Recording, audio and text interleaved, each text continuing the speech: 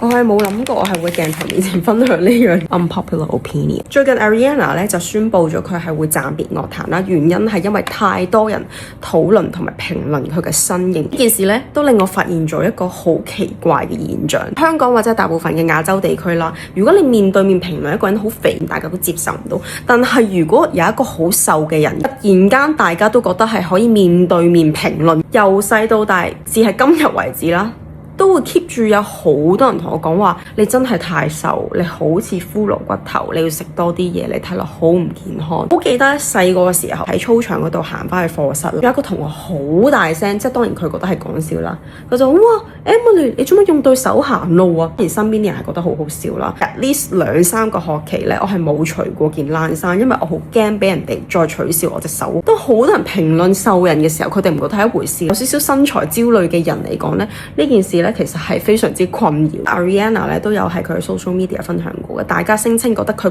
比較健康嘅樣咧，其實對佢嚟講係最唔健康嘅 period， 因為嗰段時間佢係食好多藥啦，長期酗酒啦，經歷緊人生最低潮。我係非常之體會到，因為過去嗰幾年咧，我都係經歷緊人生嘅低谷啦，時間食好多藥啦，以年計嘅失眠啦，咁所以我個人咧雖然唔係話重咗好多，都重咗少少，但係睇落係非常之冇精神，長期好腫脹，會吹脹咗咁樣啦。相比起依家，我覺得所有嘢都係 in full control。心情唔好，我唔會靠食藥，我反而係會走去做運動，或者覺得自己係靚咗，而嗰種靚係由心而發，係真係覺得自己開心得嚟，所以靚咗。睇到 Ariana 佢想暫別樂壇，我都係覺得戥佢有啲唔開心嘅，所以希望佢可以快啲復出。希望呢個世界上大家都會將心比己，因為你都唔會想喺街嗰度無啦啦有一堆完全唔識你嘅人對你嘅身形評頭品足，因為 body size係個 spectrum。如果你覺得有啲人評論你肥係 body shame，喺街上面評論一個人好瘦，其實都係 body shame。